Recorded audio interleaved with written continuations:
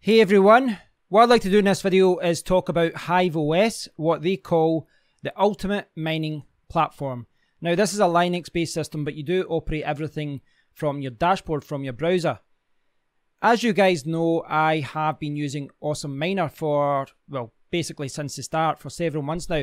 If you look at my Awesome Miner setup here, I've got my main PC GPU turned off because I'm recording, but you can see here that rig 1, I've got 4 rigs, 4 main GPU rigs, and the first rig is offline.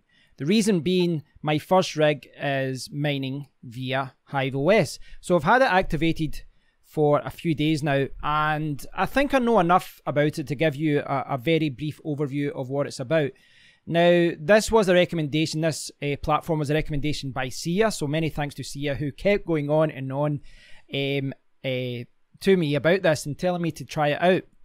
The reason why a lot of people, a lot of you guys were suggesting that I look for a solution was because I was running into a lot of problems with Windows. Now, I am a big fan of Awesome Miner, how it works, the amount of options it has, but unfortunately, right now, as I speak, it's only available in Windows. Now, Awesome Miner is being developed so that it can work on a Linux-based system as well, and that could be a game changer. But right now, it only works on Windows, and Windows has got a lot of problems right now.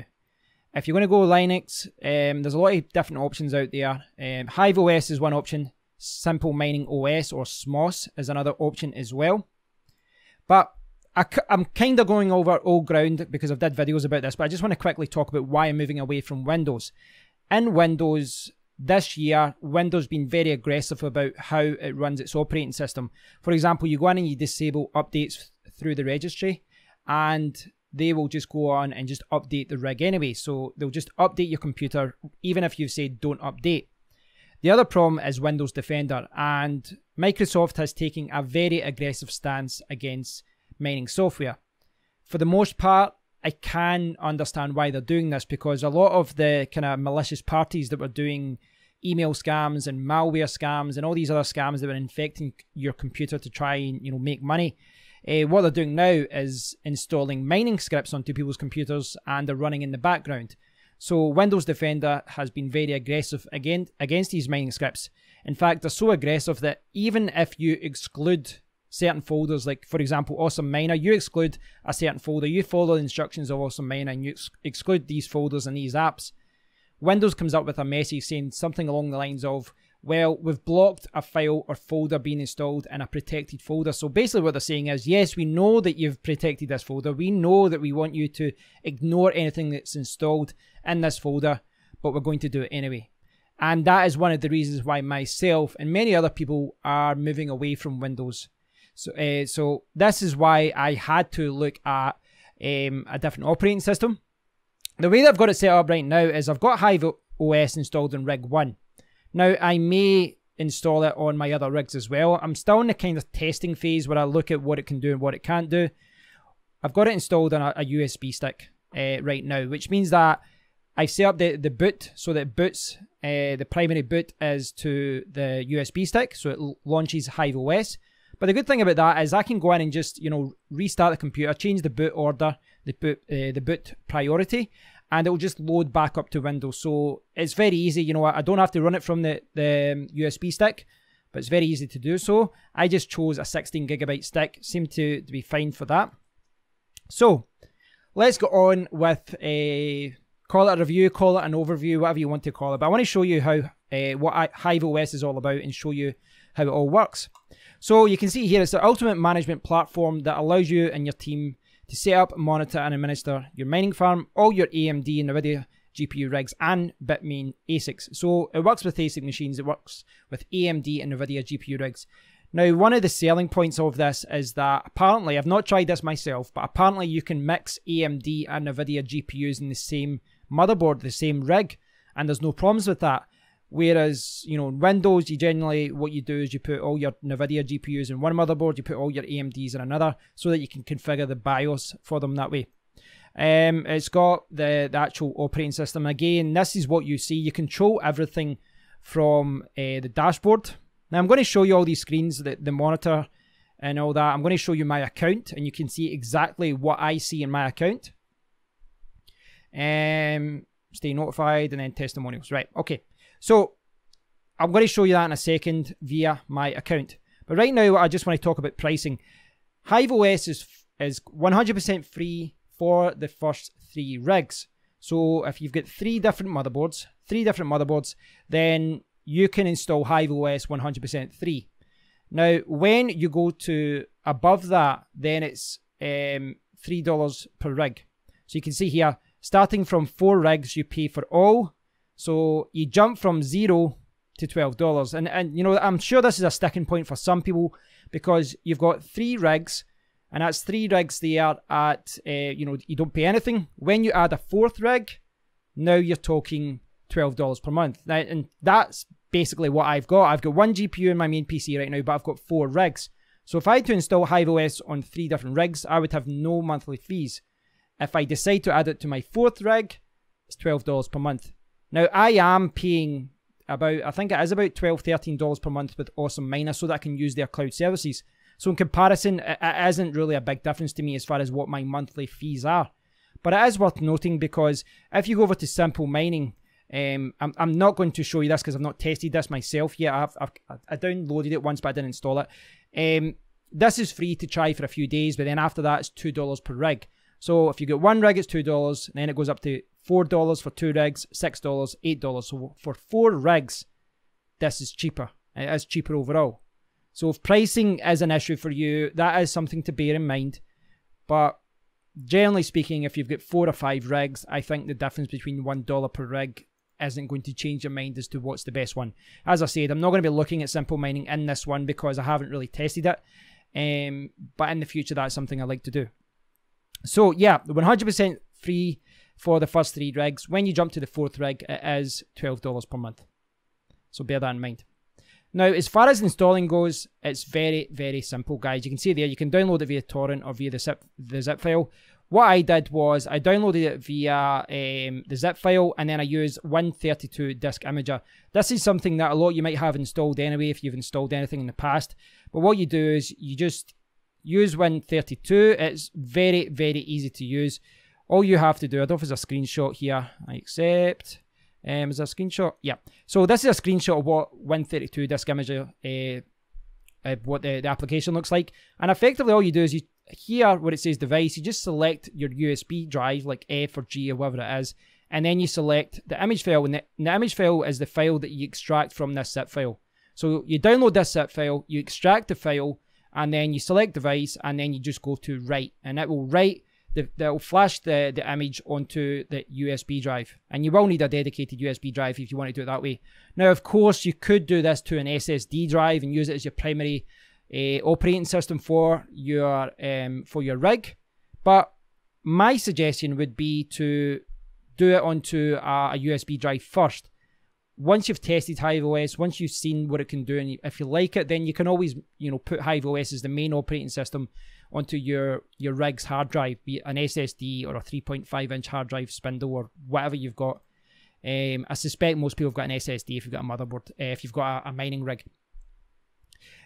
So then it says connect to the rig. It is very, very simple. You just type in, you know, you go in and you just type in, you know, follow this, and you type in the command, and then you put default login as user 1. Very, very simple. If you follow this page, you won't have any problems whatsoever. It's very, very simple to do. And then once you've done that, you register with Hive OS, and then you make sure that the password is the same that's, you know, registered in the configuration file. And the configuration file, you basically just change 2 things. You change your password, and you change something that you get from your account. Very, very simple. Just follow this guide. You won't have any problems. And if you do, then just get in touch with them. Now, I set this up a few days ago, and when you get it set up and you install your little USB drive, if I get this cable out the way, I can show you. I'll jump over to my other camera. I've got a little camera here. There we go. So, shaky cam. So I'll try and hold this steady. I just want to show it, because this is on a different computer, I can't just, you know, show you with jump around with it with my recording setup. I need to use the camera. So I'm moving my mouse around here, and basically this is a very simple Linux operating system. There's not really much to it. You can see I've minimized it. There's some options down the bottom here, and there's like a browser, and there's some other things. There's a terminal. I think that's the browser, is it? Yeah, so there's a browser.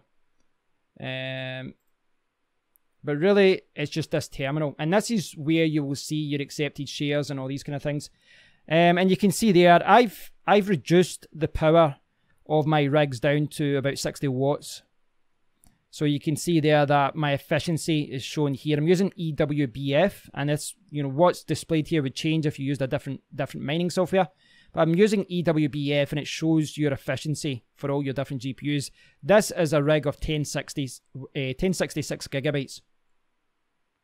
So that is what you're used to seeing if you're using any mining application. This is the actual miner. Now, that's the actual mining software. And I'll move away from that there. That's all that's shown on the Linux screen. That's all you're going to see. In fact, if I jump over here, you can see my rigs over there. I'll just give you a heads up. That's what's in the background. That's all my rigs spinning around. I'll turn that off now. So that is the mining software. That's what's actually happening right now on my motherboard, on rig 1, as I call it. So on my first rig, which is at the bottom of my stand there, that's what's running, and I've got the little USB stick powered with Hive OS, and that is what's actually happening on that rig. But what you actually do to configure that, to manage it all, you don't do it through that operating system. Even though I've got the mouse and keyboard set up here, what you need to do is jump over to your account area, and this is the account area for Hive OS, and you can see here, I'm not paying anything yet. What I'll do actually is I'll move this webcam out the way, move it down here. So I'm not doing anything, I'm not paying for anything yet because I don't have 3 rigs. I don't have 2 or 3 rigs yet. I've only got 1 and it's free. So you've got different things here as far as deposits, referrals, your account information and all that. But what I'm going to jump over to is the monitor area. And this is what is happening on my rig there. And you can see here, 163 sols, and my power outage is 468 watts. Now that's something, and again, I'm going to draw a lot of comparisons between Awesome Miner, as you can see there, because that is what I'm used to. But if you look at Awesome Miner, if I had to click on Awesome Miner, it shows me the power, you know, of each GPU and what it's being used, 67 watts and all that, right? And this is one of the first things I noticed with Hive OS, is that not only does it show you the power draw of each one, it actually shows you the total wattage here. So you can see it there, 468 watts. So I find that very useful. That's very useful. If I had to add 4 rigs here, 5 rigs, 6 rigs, I can see the total draw of all the rigs. So that's very, very useful. So as far as the whole interface goes, in comparison to Awesome Miner, which is what I've been used to, I think it's very simplistic. Very simplistic. It takes a little while to get used to it. Now, I'm not saying it's bad. I just think it's quite simplistic in some ways. What happens here is you'll see, you won't see it just now, but whenever I make any changes, and we'll see this later, is if I make any changes to the wallet or I change anything, then it comes up with all these different notifications here and it shows you what you've been changing.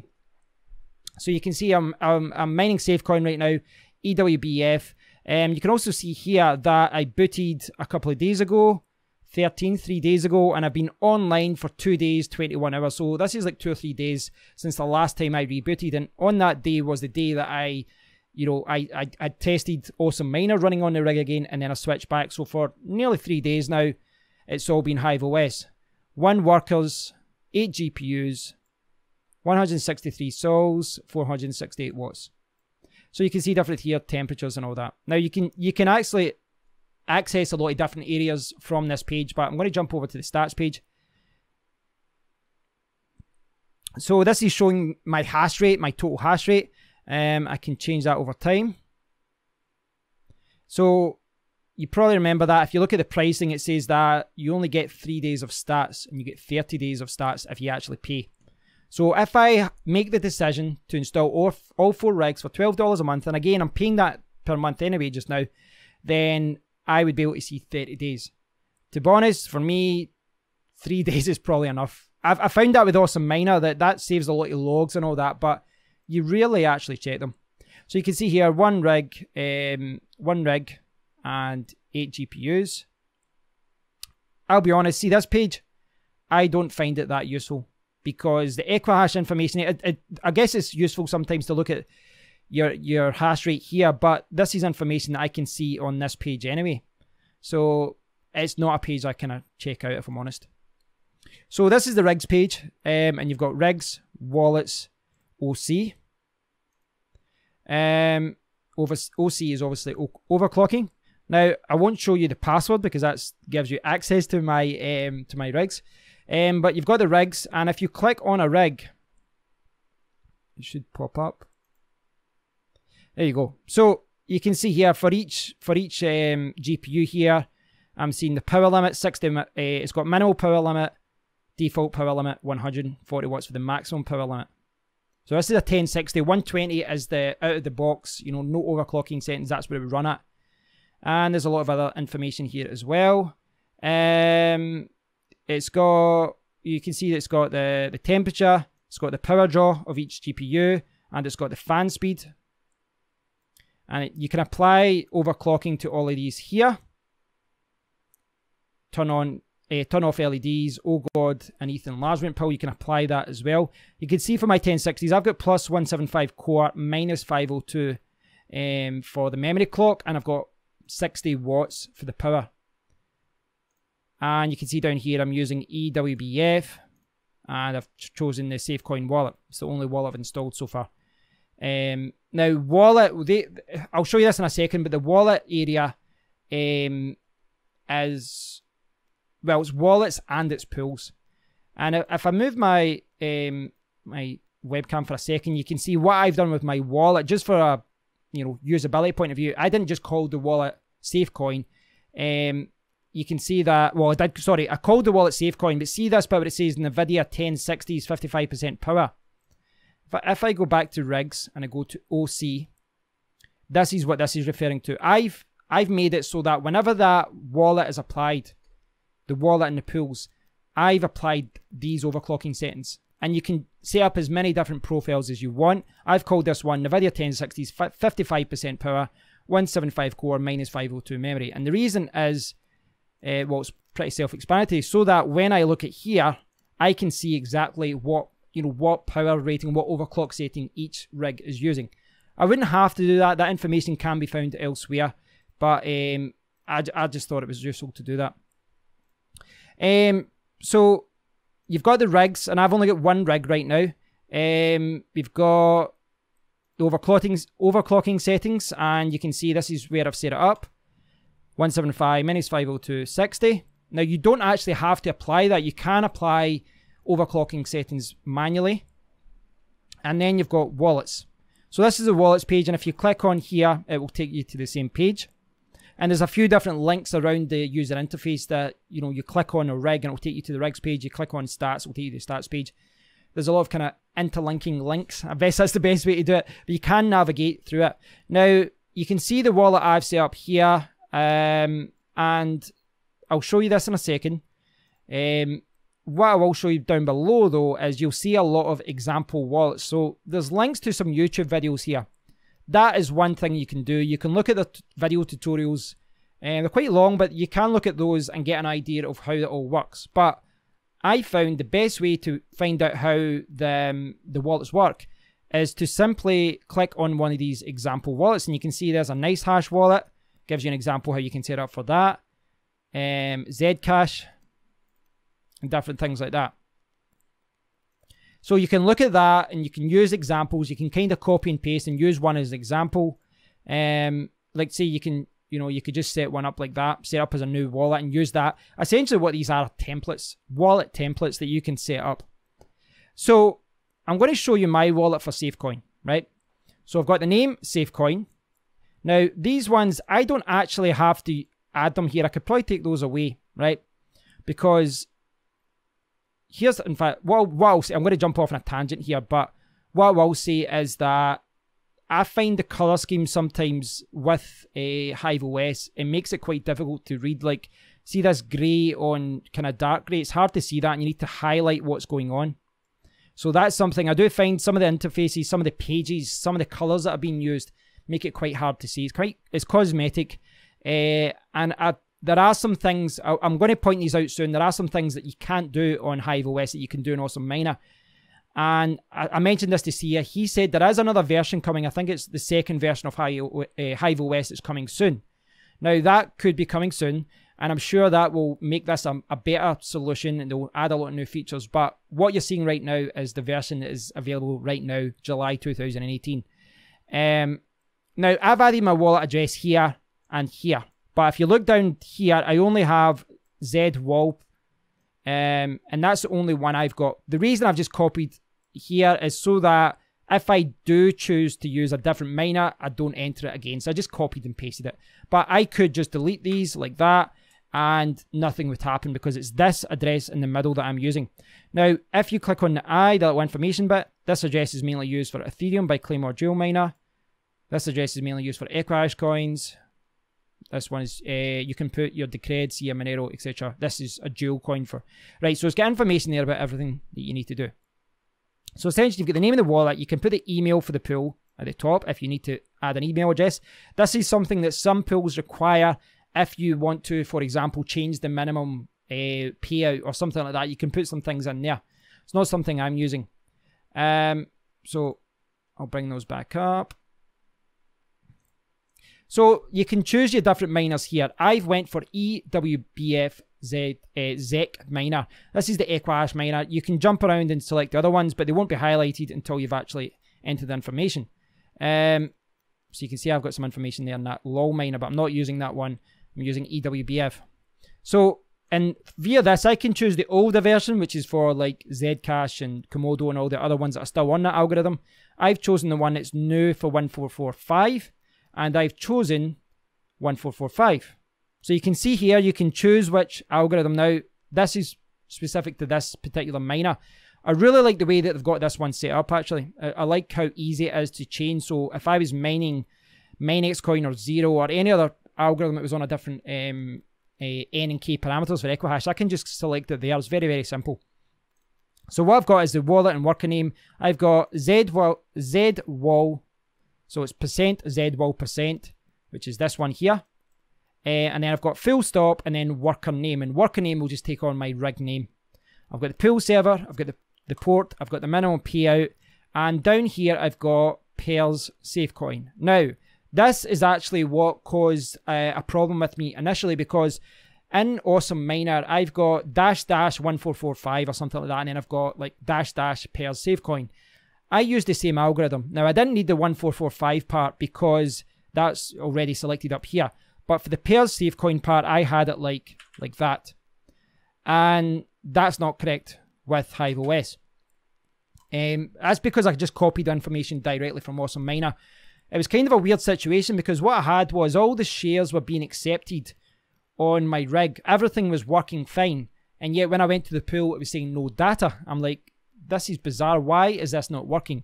But it turns out I was adding extra configuration arguments, the hyphens that weren't needed. They're needed in Awesome Miner, but they're not needed in Hive OS. And this is the thing. If you are switching from one operating system to another, you might find that with certain miners, for example, in Awesome Miner, most of the time you don't need to add the Stratum information. You know, sometimes you get like the Stratum URL part at the start.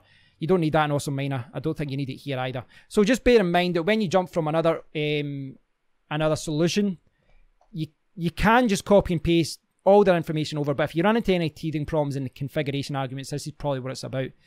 Down below, I've got overclocking profile. And again, I could apply a different profile to each one. So I've got, this is a SafeCoin wallet. And as I said, the wallet works with, you've got the wallet information, but you've got the pool information, you've got the miner, the pool, and you've got the overclocking, all, you know, kind of baggaged into one pot. Baggaged into one pot. I don't know what I'm talking about today, but you've got it all together in the one screen. And this is different to how other, you know, solutions work. Well, definitely it's different to how Awesome Miner works. But it's kind of good in some ways because, you know, I've got everything tied up into one place. So, see here where it says wallet change, right? I've changed it all. I'll show you that in a second. But yeah, I've got everything here set up in one place. If I had to set up another wallet, Bitcoin Gold, for example, I could use the same miner. I would have to use a different address and all that. But what I could do is apply a different overclocking setting and all that as well. So what it does, it makes it easier to switch between different coins and have the GPU settings and that set up.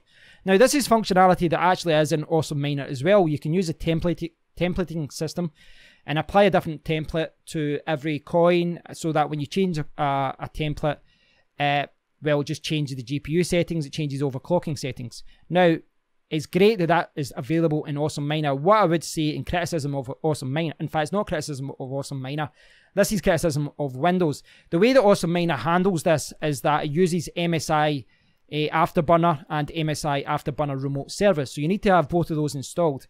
And I've always found out with Msi Afterburner remote service, when Msi Afterburner is running, when the remote service is running, you can apply templates and change all your GPU settings in Awesome Miner. No problem at all. The problem is when you restart your computer, for whatever reason, I've always had problems with the remote service not starting up again. When the remote service isn't started up again, it means that you can't apply those overclocking settings. Again, it's a criticism of Windows and just the way that Awesome Miner has kind of worked around it to apply overclocking settings. But it does seem that the way that Hive OS is handling it, it just seems to work better as far as applying the settings. But it isn't great. It isn't great in many other ways. So, for example, if I go back to the overclocking settings, and it defaults to AMD. You have to click on NVIDIA, and you can see my settings here, right? So I've got the overclocking settings, and these are applied, but it's a little bit limited when compared to Awesome Miner. I'm not sure if I can show you an example of that. Like if I jump over to Awesome Miner, can I show you this? Let me see. I'm trying to show you the overclocking settings. Basically what I'm trying to say is when you're using Msi After, in fact I'll show you with Msi Afterburner. I'll load it up. When you're using Msi Afterburner, there's a lot of things that you can do as far as configuring your GPUs. And it is something that is limited in Hive OS. Load up. Come on, load up. There we go. Right, so I'm going to show you this in a second. Msi Afterburner. Come on, where are we? Right, here we go. Right, so in Msi Afterburner, which I've got here, there's certain things you can do in this. For example, what I've got just now, I've got a custom fan curve, and I would have to, hopefully I can bring this up, but basically in Hive OS, what you can do is you can set the fan speed, and you can set it as a percentage. So you can see there, you've got a percentage, or you've got auto. So you put 0 for auto, or you can say, I want the fans at this particular speed. When you're controlling it via Msi Afterburner, you have more control. And if I bring up my fan curve, and what I'm going to have to do is change to my Samsung monitor. There we go. So there's what I've got. This is my custom fan curve, and this is what I've got applied to all my rigs. I've got a custom fan curve, and it gives me more flexibility as to how it all works, so that I can say, you know, when it hits this temperature, push the fans up to this speed. When it goes to this temperature, push the fans up to this speed.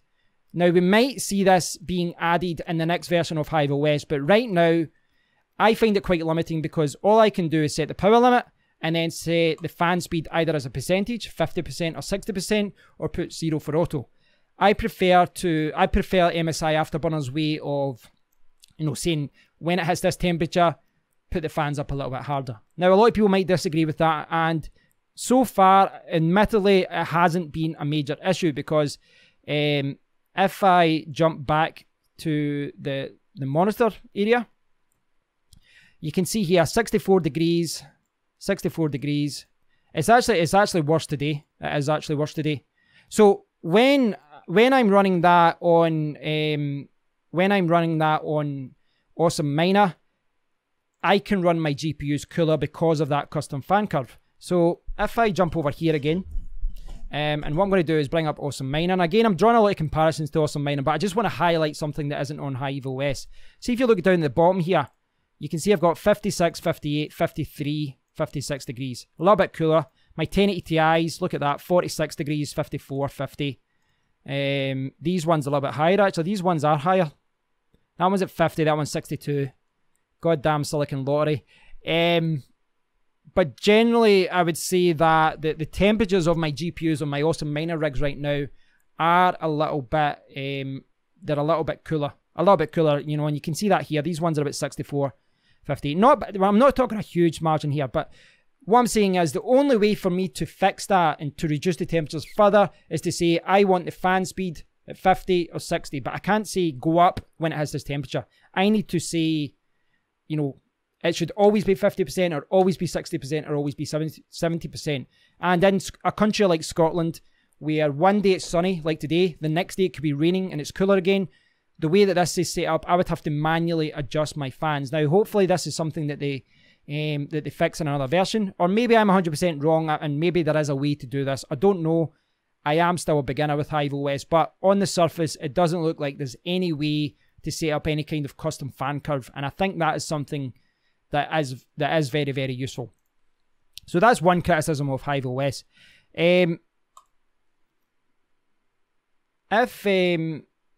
When I was wanting to show you what changes, so if I apply a change, right, so I want to apply a change, right? Can I? Right, hold on a minute. I'm trying to see if I can change. Right, so say I apply lol miner, right? I'm going to apply lol miner, and what it's going to do, it's going to change over here, right? And then what I'm going to do is just change it back. In fact, I didn't change it there, right? Okay, here's. In fact, I'll show you exactly what I'm going to do. I'm going to go to the rigs. I'm going to go to edit. I'm going to go, instead of EWBF, I'm going to go to lol miner. And what this is going to do is change down here, and it's going to change the different mining application. So you can see here, rig config change, wait for rig message. So what I'm going to do now is change it back. So I'm seeing it here, it's doing a kind of blank screen at the side because it's changing miner. That is what you would expect to see. I'm going to change it back now. And the reason I'm doing that is so that, see here, rig config change. Now, I've not made any changes over the last few days, but if I had to make lots and lots of different changes, you would see lots and lots of these different messages. Rig config changed, wallet adapted, change, something changed, and it shows you all the different changes that you've made to your rig.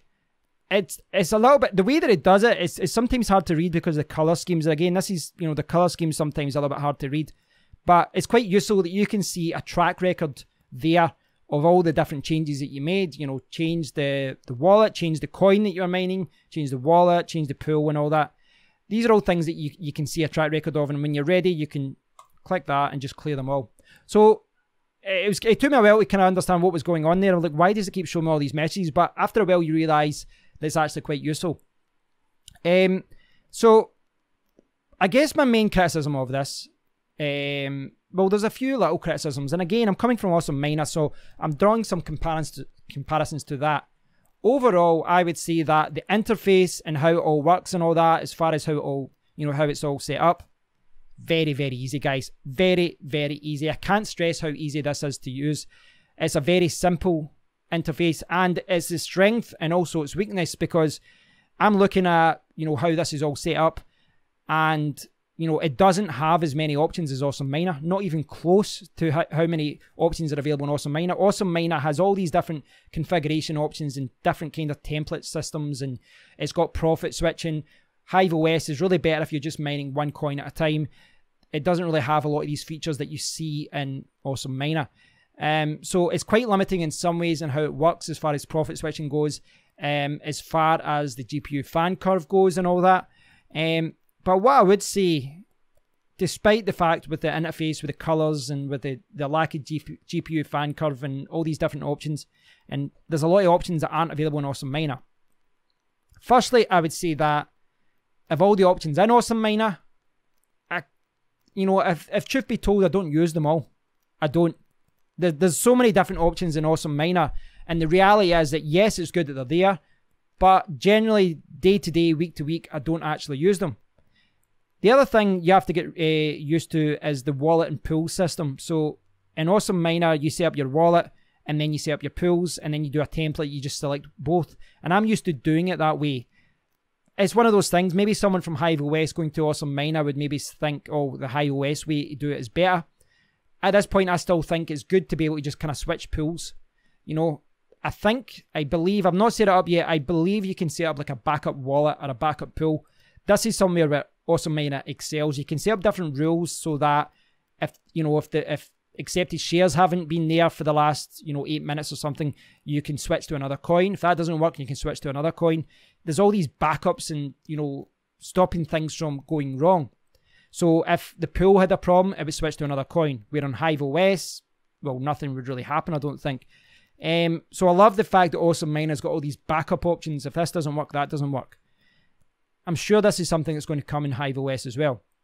But the one thing that Hive OS does give you is a pain-free user experience. You just manage this through your browser, and you don't have to worry about so many Windows problems, updating NVIDIA drivers, fighting with Windows Defender every day, installing Windows updates, all these other things. I have more confidence in my first rig that's on Hive OS now. I've got more confidence in that rig. So far it's been online for what, 2 or 3 days? I've got more confidence in that being online for the next 3 months without any interruption than I do with my other rigs which are on Windows. That's the reality of it. And uptime is an issue. I had some problems recently. Wasn't with Awesome Miner, it was with Windows. And installed an update. Installed an update one day. The next day, for whatever reason, a mining script, which it had been mining for a few days, Windows Defender just decided to just block it for no reason. And because I was out that day, I didn't notice until I got home, and I'd lost like 8 hours of downtime. And all this downtime adds up to lost money. And for a more reliable solution, yes, in many ways, it's a very simplified user experience. It is limiting to what I can do and what I can't do. But what it does very well. So I have given some, I'm not going to say criticism. I'm pointing out what I like and what I don't like in this.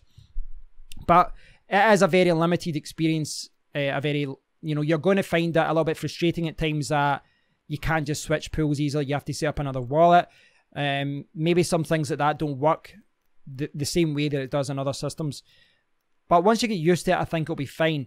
The overclocking works great. I love the idea that I could actually just add some AMD cards into my rigs as well. I think once they get the GPU fan curve thing sorted, that's going to be a fantastic addition as well. But right now, I need to manually increase the speed of my fans depending on what the temperature is in the day. But from a browser, well, it's not very hard to do that. I mean, I can just check. I can just check this interface and go, right, these temperatures are starting to look a little bit warm, right? So what I can do, for example, is I can go over to my rigs. I've got it set up as, for example, I'll jump back just now. You can see the fan speeds 45, 46, 38. So they're all about 40, 45%. What I can do is go over to overclocking settings. And what I'm going to do now, where I've got it 0 as auto, I'm going to set it maybe 60%. So it might get a little bit noisier in my room. I'm going to apply it 60%. Wallet SafeCoin chain, sending it to the rigs 1. So one should see here, this is starting again here at the side. I'm going to type in miner to see what it's doing. So this is restarting the wallet at the side of me here.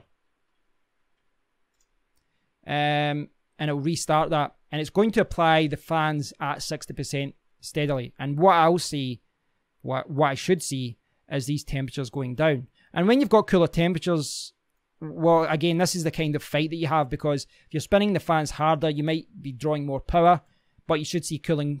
You should see the temperatures a little bit cooler, so you should get a better hash rate as well. So there we go. It's loading back up now. I can see here. I guess that's one criticism of Will Level as well. This is the criticism of Awesome Miner and many other applications, is that I'd love to see like a terminal built into the browser where I can see exactly what's happening in this terminal down here. Because right now I'm seeing, the efficiency. I'm seeing the mining, the miner being set back up and accepted shares and all that. You don't see that in the browser, so you're kind of blind for a brief period of time. And when you're setting up a new pool or a new wallet and you want to make sure everything is working okay, it kind of helps to see this terminal. So I'd love to see a terminal built right into the user interface. So you can see I've got all these NVIDIA settings applied. NVIDIA settings applied with error check X server running. So it seems to be working okay, but you can see here I've got the fans now at 60%. standard. Now, see these ones are in orange just now? That means that those aren't actually loaded up yet. If I refresh the page, there we go. So basically the miner just started and it was still adding it. So I've got them at 60% there. I think I've added a couple of watts there. Not much, but I've added a couple of watts. But I can see the temperatures going down now. So again, I'm used to having more control on the GPU curve. But yeah, it's all good. Overall though, I'm quite impressed with what Hive OS can do. It's free to try. So I hope you've enjoyed this video, guys. I'm not considering myself an expert on Hive OS by any means whatsoever, but hopefully I've given you a good overview of what it can do and what it can't do. There is a new version coming soon. I don't know when, but there is a new version coming soon, according to Sia and a few others. Right now, it's something coming over from Awesome Miner. Once you're used to the wallet and pool system, you know, that's fine. I'm okay with that. It's not a major problem. I would like to see a greater control over GPU fan curves and things like that. What I would say though in that regard as well, I think I forgot to show you that. There's an option, I don't know if I can see it here, but there's an option, somewhere, I can't find it right now, but there's an option in the user interface somewhere where you can actually look at overclocking settings that everyone else has. So you can look at example overclocking settings for your GPU. That is something that, for the life of me, I can't find right now. But it is there somewhere. But that is a fantastic addition as well. So they've got this page, and you can get it through the user interface, and it says, like, what card have you got? 1066 gigabyte, and you can see how everyone else has overclocked it.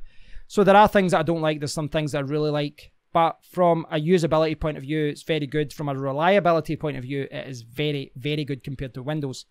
If you would like to try this, then all you have to do is buy a USB stick. I bought a 16 gigabyte card. It seems to be a good option for that rather than 8. I need to check what the file size is again for that. But in fact, I'll check that just now. Well, that says that's 2 gigabyte. I can't remember what it is when you flash the image.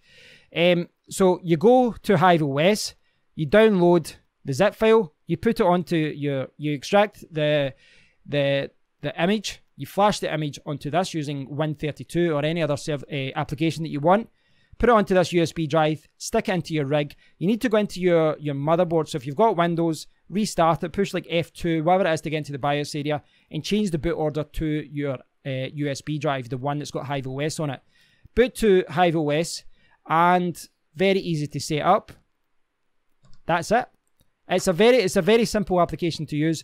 So I'm really looking forward to seeing what Hive OS do in the next version. I'm also looking to see what Awesome Miner will do if it does become a Linux friendly service. But I must admit, as far as how Hive OS works, as far as their monitoring system, it's a very simplified experience. But in many ways, that's what I love about it. So there's pros and cons, guys. I hope you've enjoyed this video. I really do. Please let me know if you've got any questions about this. If you're more experienced in Hive OS, I've undoubtedly missed some things in this video. So if you get more experience in this and you want to share some things that I didn't touch upon, please do post a comment down below. Yeah, I'll post a link to Hive OS as well so you can check it out. Please download it and give it a shot. Thanks for watching, guys, and until next time, take care.